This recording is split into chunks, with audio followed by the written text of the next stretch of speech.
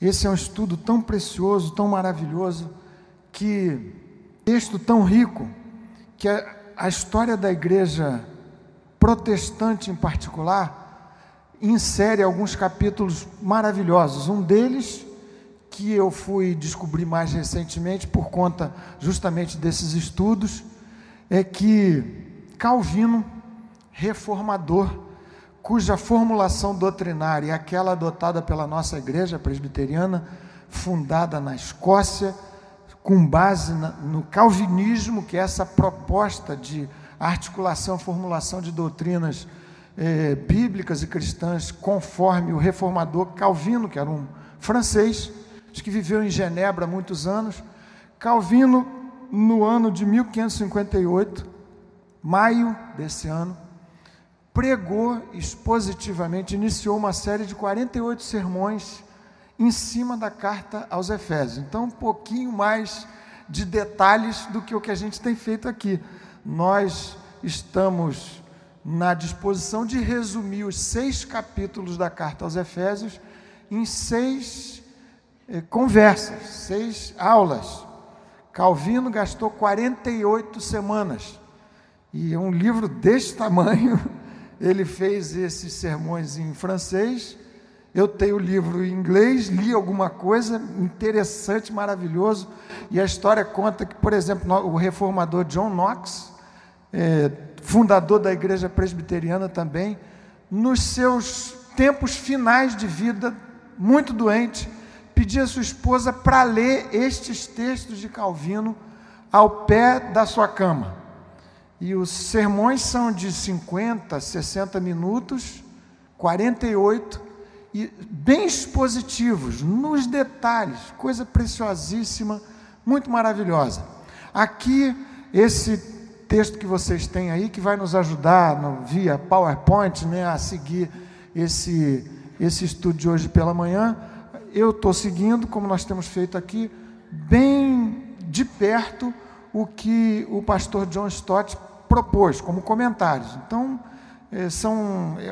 pastor John Stott, vocês conhecem, a gente tem estudado aqui muito esses textos do pastor John Stott. Ele é super didático, é profundo sem complicar, muito didático. Então, esse arranjo, esse esboço não é meu, é do texto que aparece aí à disposição de vocês, da igreja, para um aprofundamento nesse capítulo tão maravilhoso da carta aos Efésios, hoje em particular, capítulo 3 da carta. Então você, por favor, abra o texto aqui, eu vou ler a primeira parte do texto, em seguida a gente prossegue e avança com alguns comentários. Esse texto tem claramente, capítulo 3, 2 segmentos. O primeiro deles, até o versículo 13, em que Paulo destaca um privilégio que lhe havia sido concedido. Vocês vão perceber que também é, em grande medida, privilégio que nós recebemos. Ele, de maneira muito particular. E ele, nesses 13 primeiros versículos do capítulo 3, dá muito destaque a esse privilégio, que insere a revelação de um mistério a respeito do qual ele já vinha desenvolvendo a sua discussão, seu raciocínio, no capítulo 1, capítulo 2. Então, nesse primeiro tópico aqui, nesses primeiros 13 versos, Paulo fala desse privilégio que embute um mistério a ele revelado e uma comissão e um ministério que lhe havia sido confiado.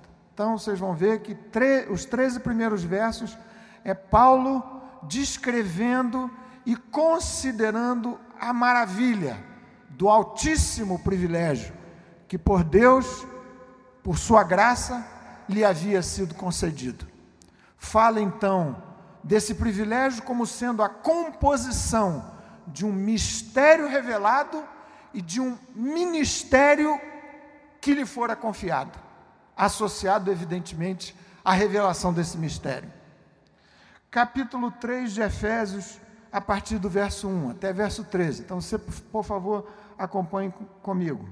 Por esta causa, eu, Paulo, sou o prisioneiro de Cristo Jesus, por amor de vós, gentios. Aqui a impressão que se tem é que Paulo principia a oração que a partir do verso 14 ele desenvolve, mas interrompe o raciocínio ou a oração intercessória para retomá-la mais a seguir.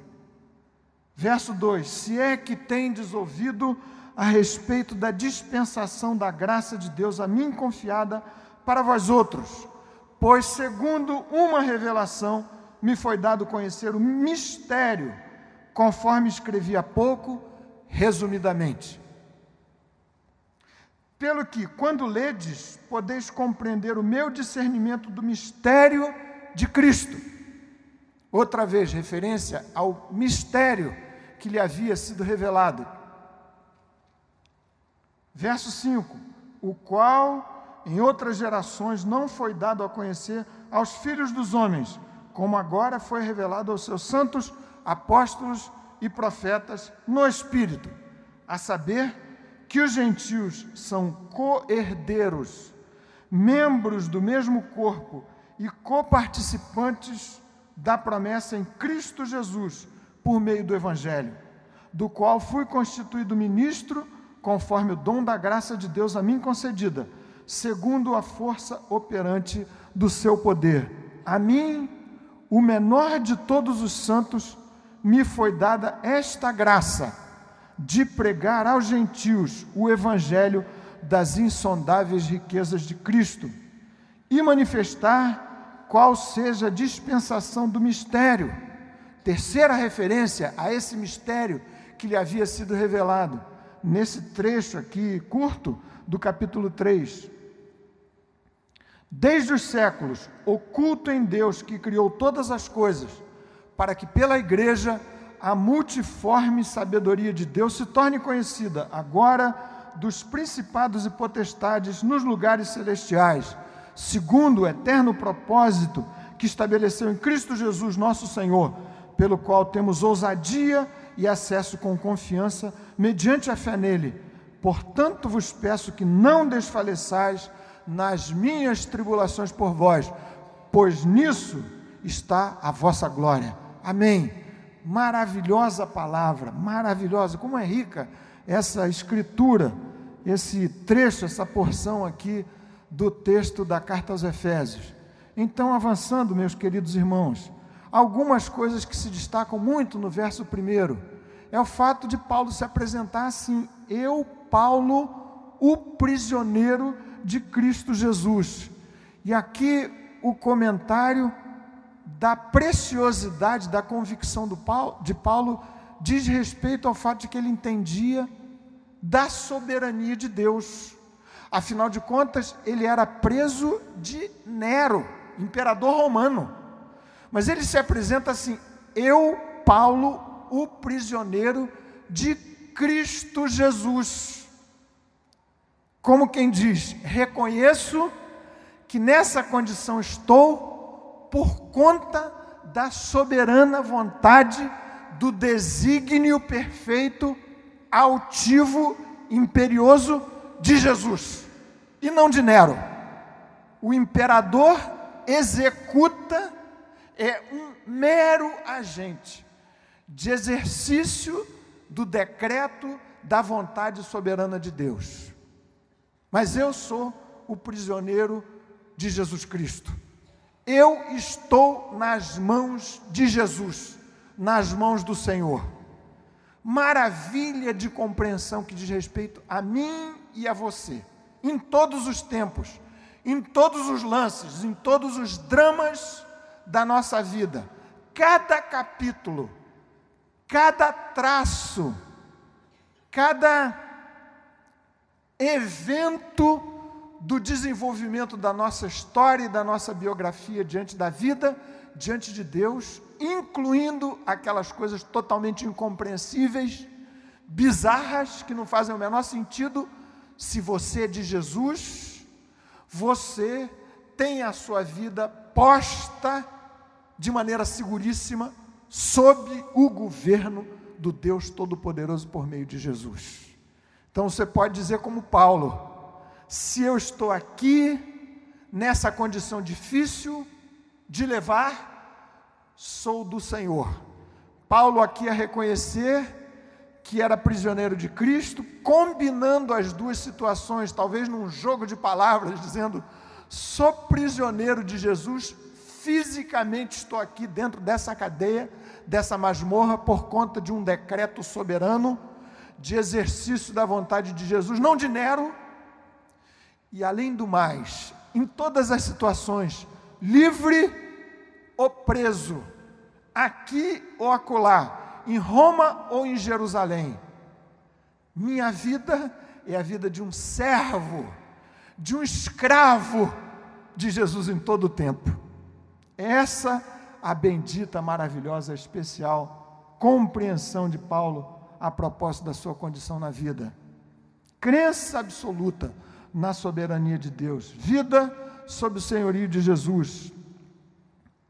E esse mesmo versículo, e dali em diante, encerra uma compreensão de Paulo muito clara a respeito do propósito da sua prisão. Ele diz assim, você viu comigo aqui no verso 1, por essa causa eu, Paulo, sou prisioneiro de Cristo Jesus, por amor de vós, gentios. Eu estou aqui porque o Senhor me confiou o ministério aos gentios. E é por conta dessa causa que eu fui preso. Você sabe que causa é essa? Estudamos aqui no capítulo 2, no domingo passado, Paulo falando dessa maravilha, do mistério que lhe havia sido revelado, Deus fazendo de gentios e de judeus um só povo. Deus reconciliando na igreja e pela igreja todas as raças, todas as tribos, todas as culturas, em Jesus sendo todos um, reconciliação com Deus e uns com os outros. Era essa a natureza do mistério que havia sido revelado a Paulo, e por conta da causa dos gentios em particular, estava Paulo preso. Você pode ler o texto histórico de Atos capítulo 21, depois capítulo 22, Paulo pregando em Jerusalém, o sermão, o discurso ia muito bem, até Paulo fazer menção a essa inserção dos gentios no povo de Deus. E aí o interromperam abruptamente, lá em Jerusalém, dizendo: Paulo, para com esse discurso louco. Porque para os judeus era insuportável, inconcebível a ideia dessa maravilhosa reconciliação num povo só, na igreja, uma nova sociedade em Cristo, de judeus, de gentios e de outras raças. Então Paulo diz: eu sou prisioneiro de Jesus Cristo por conta desse ministério que me foi confiado, o ministério aos gentios. E o texto prossegue dizendo da graça que lhe havia sido dada, e aqui eu já antecipei, todo o texto Paulo agradece a Deus, reconhece a graça, o favor imerecido que lhe havia sido confiado e conferido, como reflexo da bênção de Deus, da sua generosidade, o privilégio de ter recebido de Deus esta revelação. Eu recebi uma revelação do Senhor, e foi assim que se estabeleceu, que se deu a conversão de Paulo. Jesus, naquele caminho de Damasco, aparecendo a Paulo e dando a ele esse ministério, que compunha com o mistério do Evangelho a ser pregado aos gentios, da reconciliação dos povos em Jesus, da reconciliação de cada um de nós que estávamos mortos em nossos delitos e pecados, de reconciliação com Deus. Esse mistério havia sido revelado a Paulo, mistério oculto, há tanto tempo, ainda que houvesse lances e lampejos dessa revelação no Antigo Testamento, mas de maneira completa, radical, esse plano foi desvendado a Paulo, aos demais apóstolos, aos santos profetas, diz ele, mistério revelado, missão confiada. Recebendo a revelação, Paulo recebeu também uma comissão. Vai e prega, você vai ser luz aos gentios. E é por conta disso que Paulo se apresenta diante de Deus, reconhecendo a maravilhosa graça que lhe havia sido dada. Verso 6, ele explica que mistério era esse, já falamos daqui, mas veja só, é clara a descrição desse mistério a ele revelado. A saber, esse é o escopo, a natureza do mistério que havia sido revelado a Paulo, que os gentios são co-herdeiros, membros do mesmo corpo e coparticipantes da promessa em Cristo Jesus por meio do Evangelho. Então, aqui nesse texto maravilhoso, Paulo diz: o Senhor, por sua graça e mercê, revelou a mim esse mistério maravilhoso, de que por meio do Evangelho de Jesus, da palavra do Senhor, da cruz, ambos os povos agora estão reconciliados. Reconciliados com Deus, reconciliados uns com os outros. E a nova sociedade que é composta pela igreja, a igreja invisível, a igreja orgânica, trocando aqui duas palavrinhas naquele meu inglês que eu falei para vocês, arranhadinho, mas eu exercitei aqui com um pastor que nos visita. Ele falou alguma coisa, perguntou alguma coisa de sua curiosidade a respeito da igreja e fez menção à beleza desse templo. Perguntou quantos anos a igreja tinha. Um templo bonito. E você entende que a referência nessa carta, no Novo Testamento, à igreja, transcende muito o prédio. Não é nada disso a que Paulo se refere. Refere-se à igreja orgânica, invisível, integrada pelos salvos, pelo sangue de Jesus. Onde quer que você, salvo por intermediação de Jesus, esteja, aí ou lá está a igreja. E essa é a nova sociedade que compõe o mistério a Paulo revelado. Reconciliação com Deus por meio de Jesus, e nessa extraordinária reconciliação vertical, uns com os outros sendo reconciliados. Para o judeu, isso soou como escândalo a ponto de acusarem Paulo, e Paulo, como cidadão romano, ter apelado a César. E foi, mais adiante, preso em Roma por conta de uma questão que alguns deles mesmo, da liderança do Império Romano, disseram: isso é coisa da lei de vocês, não me aborreçam com isso. Dupla união com Cristo e entre si. E o ministério? Já falamos aqui do ministério. Quem recebe essa comunicação de Deus, assim foi com Paulo, de maneira inédita, especial, tão profunda, a revelação desse ministério da reconciliação. Paulo, escrevendo aos Coríntios, diz que Deus nos confiou o ministério da reconciliação, a saber que Deus estava em Cristo reconciliando consigo mesmo o mundo. E ele diz então: e nos confiou o ministério da reconciliação. Então, o mistério revelado não foi apenas para Paulo guardar, compreender, entender e nele se deleitar. Houve ali um comprometimento profundo da vida completa de Paulo, que nunca mais foi a mesma, você sabe da história, a partir daquela revelação. O privilégio se completou na forma de uma revelação a qual o Espírito Santo associou uma comissão. Mesma coisa, num certo sentido, em grande medida, acontece com você e comigo, com a igreja. Recebi a Jesus, recebi a salvação, a palavra me foi pregada, me foi anunciada, e o Espírito Santo fê-la penetrar no meu coração, mas não é para ficar aqui comigo só. Sou agente de evangelização, de publicação, de pregação, de divulgação das mesmas boas novas. A essa revelação acompanha necessariamente uma comissão, e foi essa graça que Paulo reconheceu nesse texto. Ele diz: a mim, o menor de todos os santos. Quem comenta o texto, pastor John Stott, e outros que fazem o comentário, indicam que certamente nesse ponto também Paulo fez um jogo de palavras com o significado do seu próprio nome, Paulo, que significa pequeno, e ele usou aqui um superlativo para dizer: eu sou menor do que o mínimo,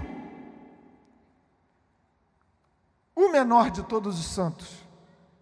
Não parece que havia aqui força de expressão na pregação de Paulo, mas sim uma compreensão muito aguda da riqueza maravilhosa do Evangelho que lhe havia sido revelada, da grandiosidade de Deus nesse plano eterno de promover, de produzir nesses tempos a salvação, a reconciliação do homem com Deus por Jesus e de uns com os outros, e encantado, enebriado, extasiado com a grandeza destas revelações, compreendendo à luz desse plano perfeito o seu estado de miséria.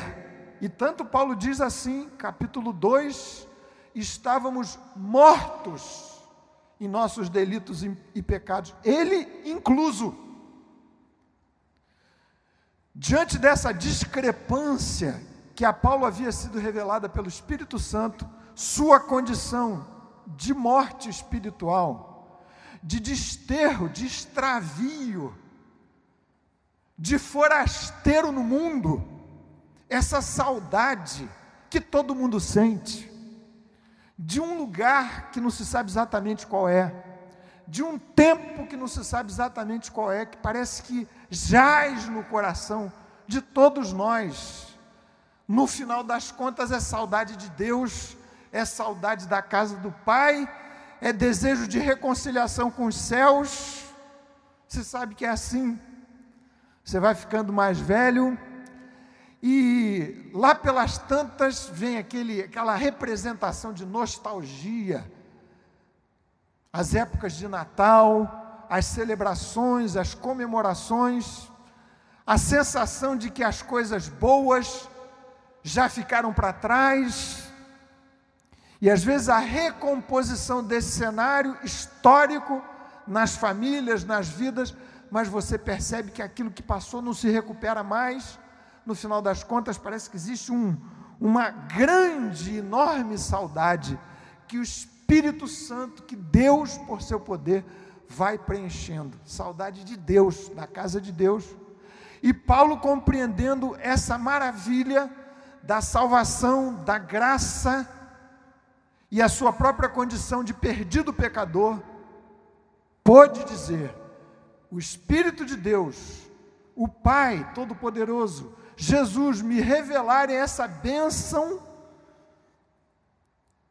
é muita graça, é muita graça. Quanto mais se conhece a graça de Deus em Cristo, mais você se apercebe desta mesma maneira, menor do que o mínimo, pequeno, o que não significa nenhum atentado à sua autoimagem, porque ao mesmo tempo Paulo não se fez de rogado em momento nenhum para se apresentar assumindo integralmente aquela preciosíssima comissão de apóstolo, de evangelista, de pregador. Eu, Paulo, apóstolo, da mesma forma você e eu, nós nos colocando diante de Deus de maneira humilde: tem misericórdia de mim, pecador, Senhor. Não sou digno de tanta graça, de tanta bênção, dessa escolha soberana, eterna, para fazer parte dessa nova sociedade, a igreja. Não sou digno. Ao mesmo tempo, vamos ver logo em seguida, da ousadia de viver diante de Deus de maneira altaneira, justamente pela graça que me foi concedida em Jesus. Combina-se aqui então nessa expressão de Paulo, reconhecimento da sua condição de mínimo e ao mesmo tempo essa autoridade que lhe havia sido confiada por Deus de apóstolo, de pregador, de agente de avanço do reino de Deus de maneira particular entre os gentios. Pessoal ali de cima, vai acompanhando, por favor, porque daqui eu enxergo mais ou menos onde é que a gente está. Pregar o evangelho das insondáveis riquezas de Cristo é o que se destaca aqui, e eu quero reforçar para vocês. Paulo é, num certo sentido, exagerado. Pode procurar aqui o slide, que acho que é um depois desse, que tem 2 tópicos, acho que é esse, né?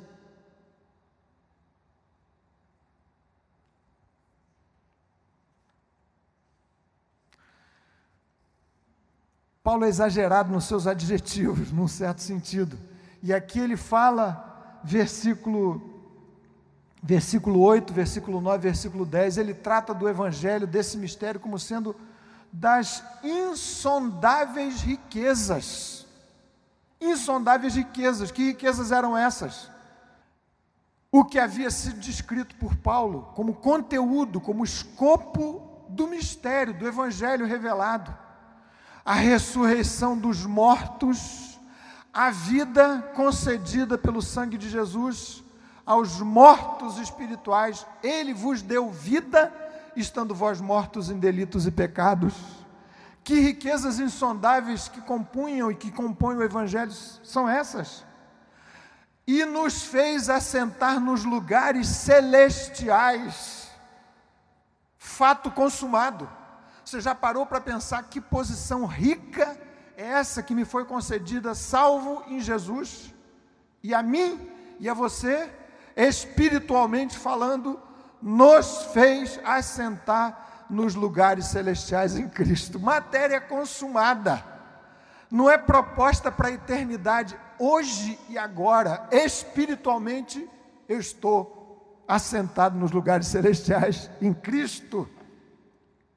Por isso ele diz que o evangelho, o mistério que lhe havia sido revelado é o mistério das insondáveis riquezas.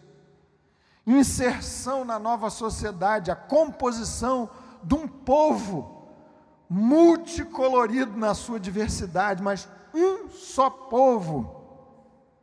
Fim da hostilidade, das raças, das barreiras de separação, essa idealização de uma nova sociedade construída em Jesus, na forma da igreja orgânica, torna a dizer, não do templo físico, mas da igreja orgânica, esse organismo vivo, invisível, por assim dizer, mas que é visível na vida e na forma do que você vive e do que você faz, do que você professa. Acesso direto ao Pai. Insondáveis riquezas, ingresso no reino, e tudo isso, como se pouco fosse, é por Paulo apresentado como vislumbres das glórias que haverá na eternidade. São lampejos. Você se lembra de Paulo dizendo que nós enxergamos a beleza dessas riquezas como que por espelho. Mas lá no porvir, na eternidade, enxergaremos completamente e veremos face a face. Insondáveis as riquezas do evangelho que compõem esse mistério a Paulo revelado e que nos foram transferidas, comunicadas pela pregação do evangelho. Então, o mistério foi revelado a Paulo, de Paulo pregado à igreja,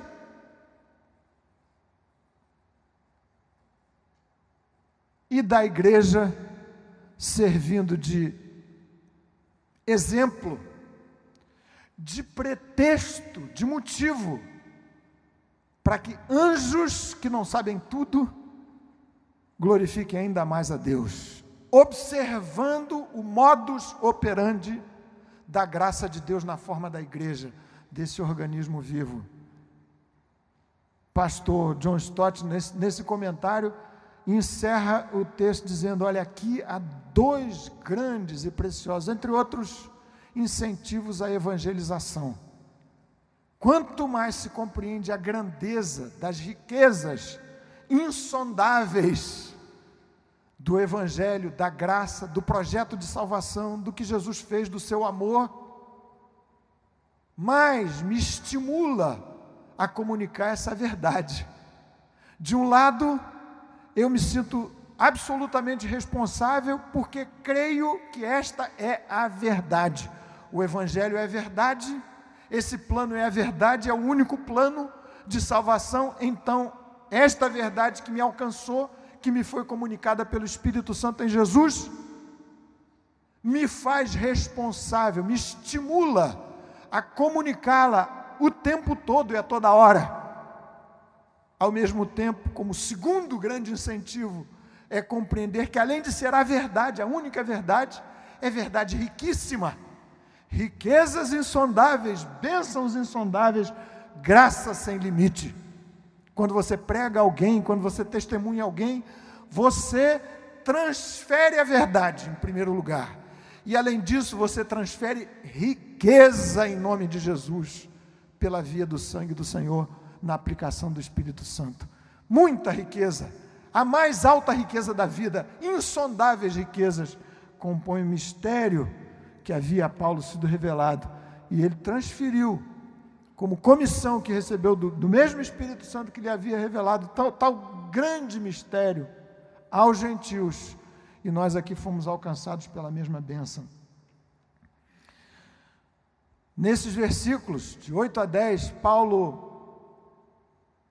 enfatiza um pouco mais, ainda que a ideia seja de alguma forma nova ou complementar à anterior, o mistério revelado, a comissão de um ministério de anunciação, de pregação do Evangelho aos gentios, junto com o mistério, compondo esse alto privilégio pelo qual ele dá graças a Deus.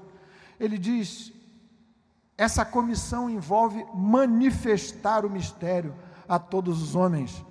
E quem estuda a língua original diz que esse termo manifestar é um termo de raiz idêntica à palavra lançar luz, jogar luz, exatamente o mesmo termo e a mesma expressão que o Senhor usou quando convocou Paulo. Você vai ser luz para os gentios.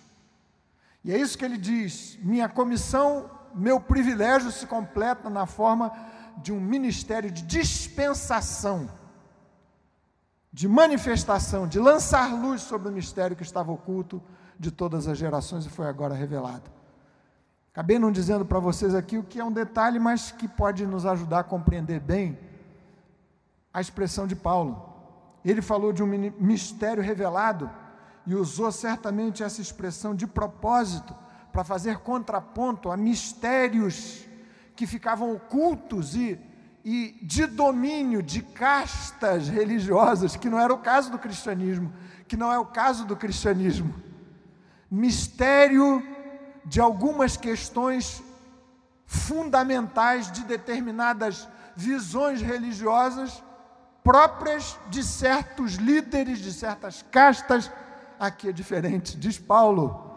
Esse mistério, e o termo usado significa exatamente isso, é alguma coisa insondável ao coração humano,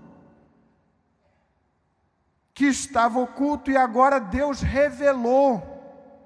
E ele insiste em usar a palavra mistério para alguma coisa já revelada. Continua tratando o Evangelho de mistério, mas dizendo: esse mistério não é mais mistério porque ele foi revelado à igreja, de modo que você e eu o compreendemos em determinada medida, em determinada extensão. O texto é tão belo, tão poético, tão maravilhoso, e às vezes soando contraditório, porque mais adiante vocês vão ver a oração de Paulo. Ele fala de algumas coisas, o amor de Deus, que é parte integrante, absolutamente central desse mistério do Evangelho, que excede a todo entendimento. Então, de um lado diz ele, o mistério foi revelado, de outro, ele compreende que essa é uma revelação que não se esgota. Eu vejo como que é por espelho, porque excede a todo entendimento. É Deus, rico, generoso, largo na sua sabedoria, na sua formulação da vida, revelando o mistério, não mais oculto. Já sei o que Deus quer, já sei que o caminho da salvação é esse, sei que o plano de Deus é fazer de ambos os povos separados por uma questão racial, e quantas outras barreiras há que nos separam o tempo todo. Na cabeça e no coração dos judeus era a barreira racial, mas quantas outras nos separam? Quantas? Tantas.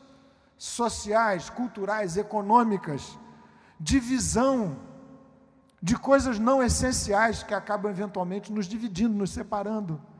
E Paulo diz, a maravilha do Evangelho, o mistério revelado, inclui a reconciliação de uns com os outros em Cristo. Bendita idealização da igreja. Aqui nesse texto, versos 8, 9 e 10, Paulo fala de uma expressão que vale a pena aqui a gente refletir. Verso 10, para que pela igreja a multiforme sabedoria de Deus seja compreendida e conhecida agora dos principados e das potestades nas regiões celestes. Num desses sermões de Calvino, ele gasta um tempão falando dessa expressão multiforme, para dizer, aqui é como se o escritor Paulo, por inspiração do Espírito Santo, fizesse uma referência ilustrativa a uma belíssima tapeçaria, multicolorida, diversa, super bem feita, que forma um cenário belo, mas não é um cenário monocromático, diverso.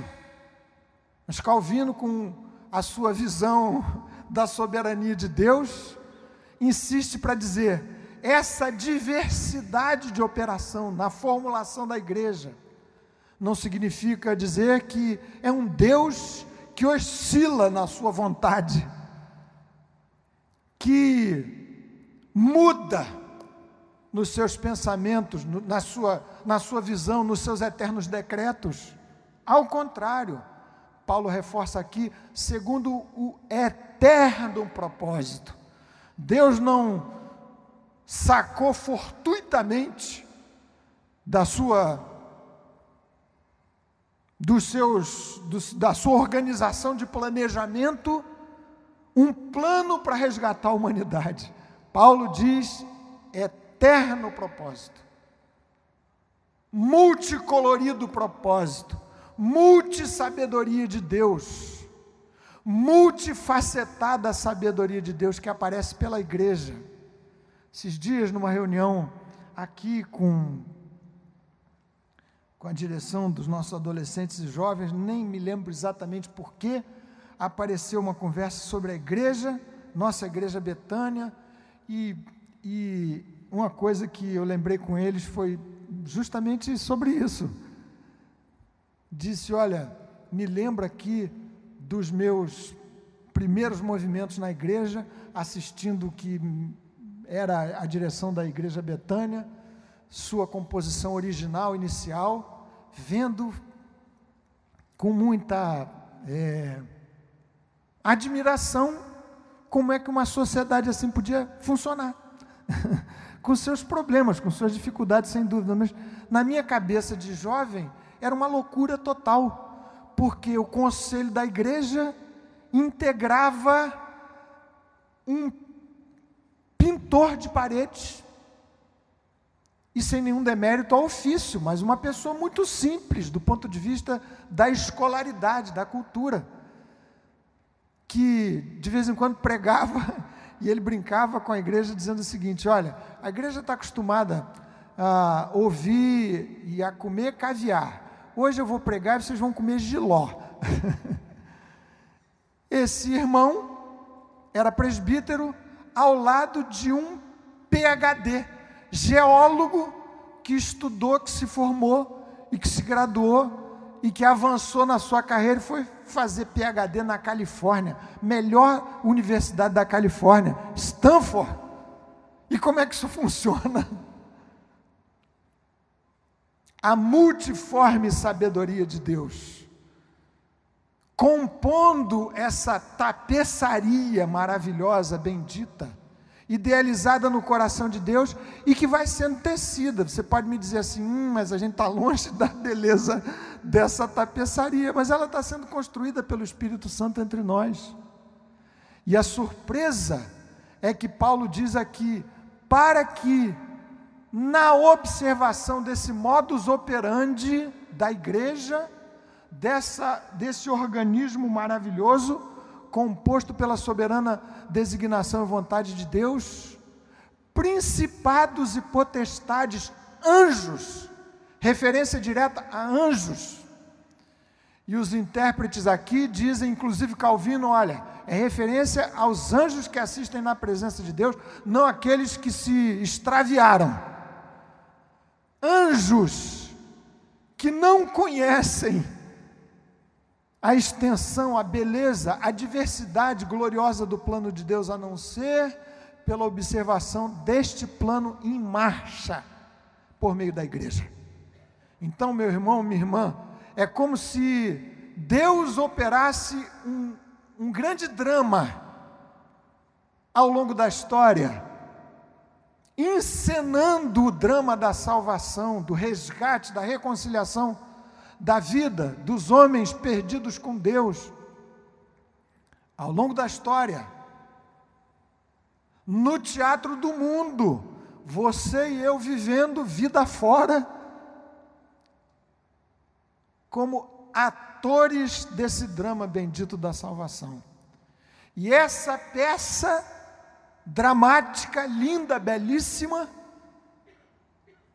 que envolve muitas lutas, muitas dores, e Paulo disse, não desfaleçam por conta dos meus sofrimentos, porque estes meus sofrimentos, que fazem parte dessa e diversa e multicolorida graça de Deus, plano de Deus, resultam em glória para vocês, bênção para vocês, salvação para vocês. Os anjos, observando a nossa vida, compreendem mais da graça de Deus, do plano de Deus, e mais glórias a Ele dão. Coisa interessantíssima, estranha e maravilhosa. Você e eu, nós, é exatamente isso que Paulo está dizendo, servindo de motivo para a glorificação de Deus, de Jesus, do Pai, da Trindade bendita e eterna, pelos anjos, que o assistem dia a dia, hora a hora, e que, segundo a carta aos Hebreus, são espíritos ministradores enviados a serviço e a favor de nós, daqueles que hão de herdar a salvação. Eles aprendem pela observação da beleza multidiversa da sabedoria de Deus em marcha na vida da igreja.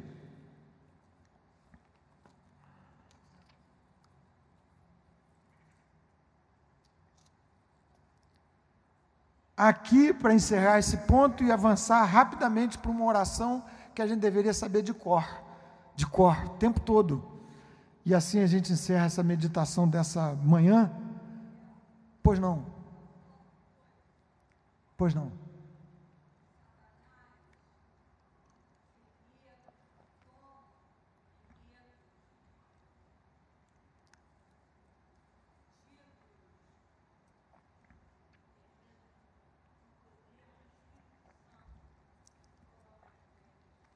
Verdade, é o sangue de Jesus. Amém, amém, querido, obrigado. Então é isso mesmo, é o poder de Deus em marcha, essa obra maravilhosa por meio da vida da igreja, sendo motivo de exaltação a Deus, por parte dos anjos também. E aqui esse texto enfatiza com todas as letras a centralidade da igreja no plano de Deus. Um propósito eterno, significando dizer, não um plano fortuito. A igreja é central nesse teatro, nessa dramatização bendita da salvação. A segunda criação, por assim dizer, aquela primeira, perdida no pecado de Adão, que se manifestou também na forma do meu próprio pecado, as minhas culpas, as minhas faltas e falhas. Essa segunda criação em Cristo, a igreja é central no desenvolvimento desse papel na história. A igreja é central para o evangelho. Não se pode pensar no evangelho sem a igreja. Você já deve ter ouvido, eu já ouvi muito, e às vezes isso passa no coração, na cabeça. São tantas as dificuldades nessa tapeçaria que o Espírito Santo vai compondo. Ontem à noite, com alguns irmãos, voltando de um evento de aniversário de gente muito querida, que eu tive o privilégio de participar anos atrás, do casamento, depois de batismo de gente da casa e tudo, a gente falava disso, da dificuldade, outra vez, da convivência nessa sociedade maravilhosa que Deus está formando. E meio na brincadeira, mas de maneira muito respeitosa, você me desculpa dizer assim, mas o meu interlocutor disse, mas tem tanta maluquice na igreja, né? E aí a gente conversou para dizer o seguinte, não é que tenha tanta maluquice na igreja, é porque nós somos muito malucos, muito cheios de problemas, né? Já falei para vocês várias vezes aqui, se há uma coisa certa que Caetano Veloso disse, foi aquilo que de perto ninguém é normal. Quanto mais você se aproxima na convivência, você vê as 1000 anormalidades da gente, e que o Espírito Santo, nessa maravilha de formação da vida, vai corrigindo dia a dia, hora a hora, com sofrimento, com drama, com dor, com luta, vai normalizando a nossa vida. Mas às vezes, por conta dessas dificuldades, a gente, não sei se você já foi tentado a isso, eu já ouvi muito isso. Olha, eu sou crente, mas eu não gosto de igreja. Eu quero conduzir aqui a minha vida, sou crente e tudo, acredito em todas essas coisas, mas o negócio de igreja não é comigo. Não existe essa possibilidade, não existe. Porque a igreja é completamente central no desenvolvimento desse bendito plano de Deus. De modo que esse texto reforça a ideia toda do evangelho expresso e anunciado na carta aos Efésios. Uma redenção e salvação individuais, que alcança você e eu, o meu CPF, a minha identidade. Não é uma salvação genérica, em bloco, a mim, eu fui redimido. Mas uma salvação individual que me insere num povo. Me coloca num povo de Deus, nova família, reconciliação com Deus e uns com os outros.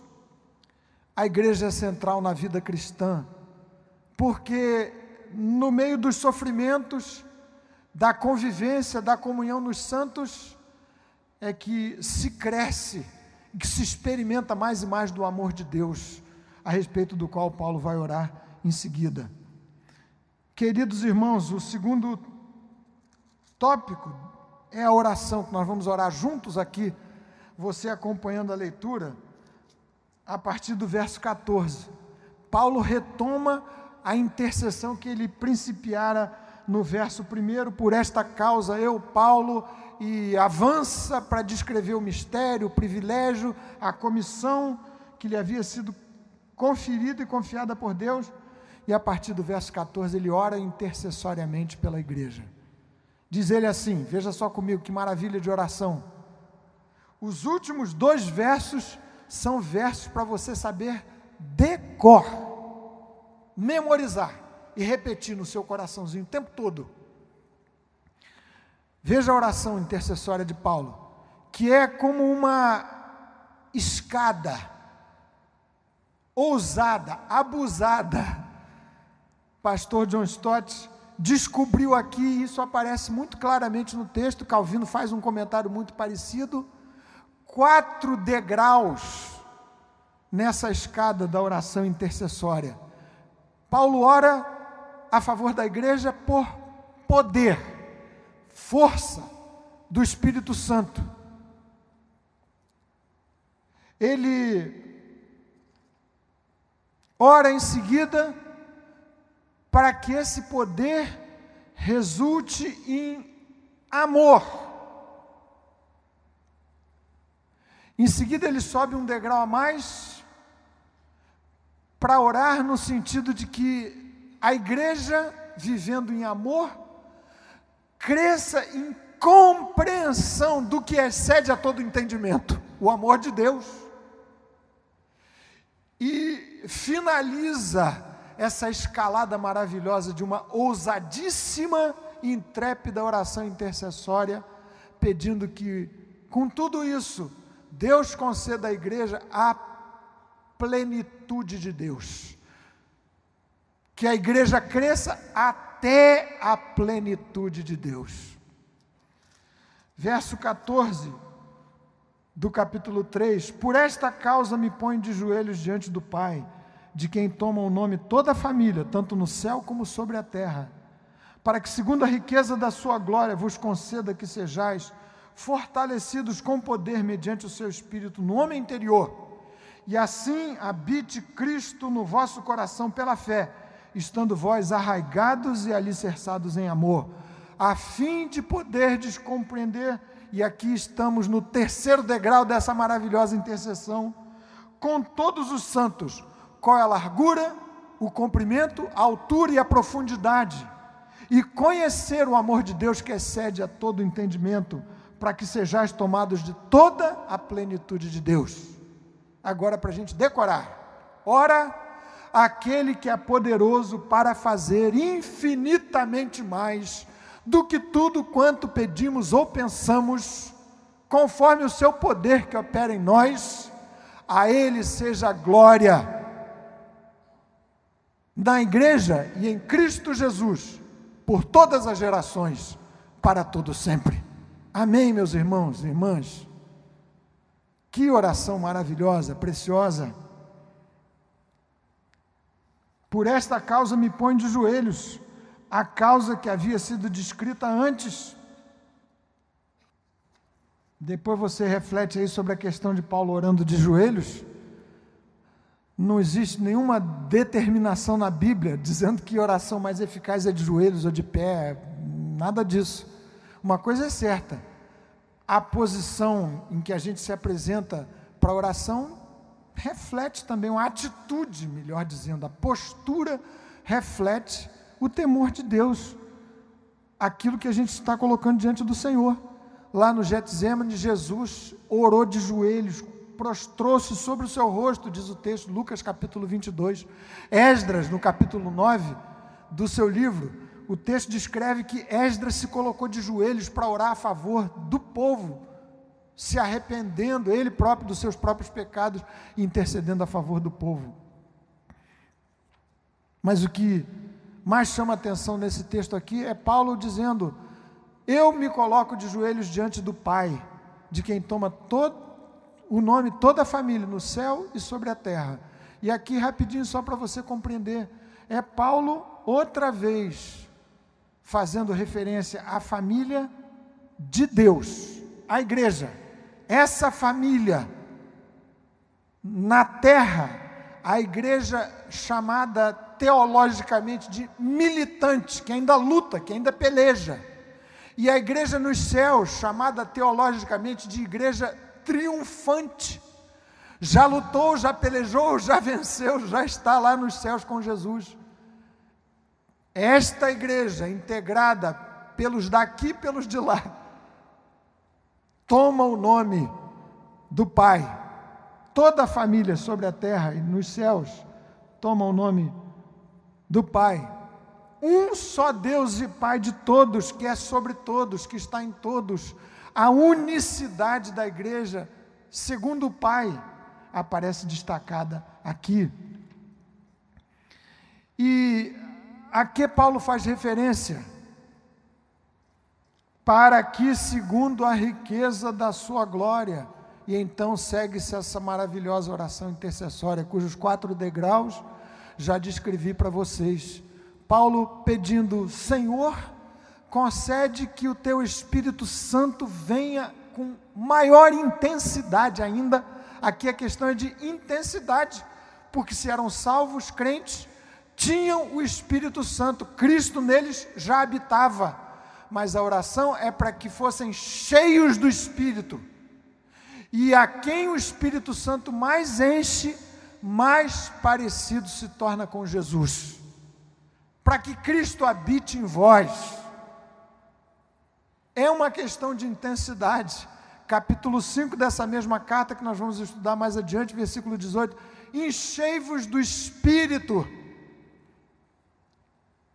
E a operação fundamental do Espírito Santo é fazerem os traços de Jesus aparecerem em nós, no crente.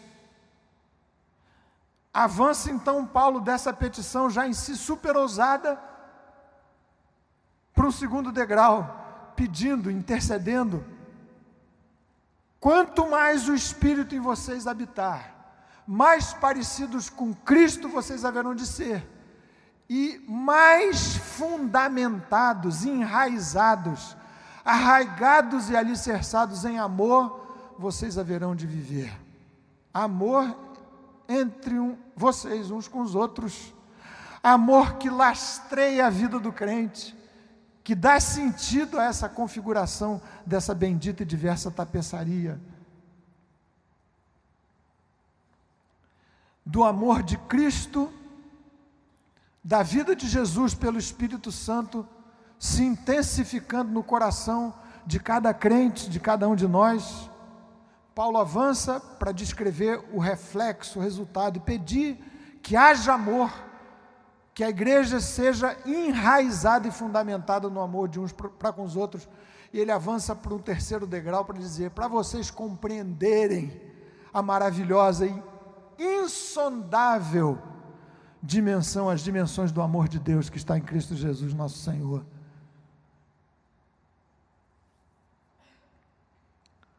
Uma das formas mais diretas de se conhecer o amor de Deus é nos amando uns aos outros, e vice-versa. Quanto mais se conhece o amor de Deus, mais a gente reflete, revela na nossa atitude, na nossa vida, no nosso comportamento, amor na direção do próximo, dos irmãos e do próximo. E então é esse o segmento terceiro da intercessão ousada, abusadíssima de Paulo.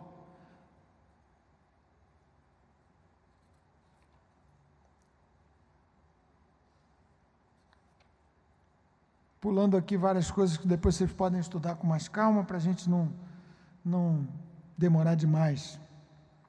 Nessas dimensões a que Paulo aludiu aqui, do amor de Deus, muito se poderia dizer. Pastor John Stott diz assim com cuidado, ele diz: olha, qualquer interpretação muito literal dessas 4 dimensões, dessa geometria do amor de Deus, pode parecer forçada, mas que dão um sentido bonito. Pastor Carlos Queiroz, quando pregou aqui, usou a simbologia da cruz, e outros intérpretes desse texto usam a mesma simbologia, para dizer: olha, esse amor, essas dimensões, essa geometria gloriosa, indica, para compreenderdes a largura, significa dizer, um amor que alcança a todos. João, na sua primeira carta, fala disso: vede com que grande amor, com que largo amor nos tem amado o Pai. O comprimento seria uma referência a um amor sempiterno, que dura para sempre, que avança por toda a eternidade, que não se esgota nunca. A profundidade desse amor significaria aquele amor que é capaz de arrancar do mais profundo poço da perdição e do pecado, o mais vil pecador entre os quais eu me encontro. E a altura desse glorioso amor de Deus significaria uma referência aos lugares altos onde o amor de Deus me coloca pelo sangue de Jesus e por sua graça. Romanos capítulo 8, você conhece o texto, deve conhecer, você que é da escola dominical sabe. Nada poderá nos separar do amor de Deus. A gente canta sem se cansar esse texto aqui. Nada, nem altura, nem profundidade, nem coisas do presente, nem do porvir, nada, nem sofrimento, nada nos poderá separar desse amor polidimensional de Deus.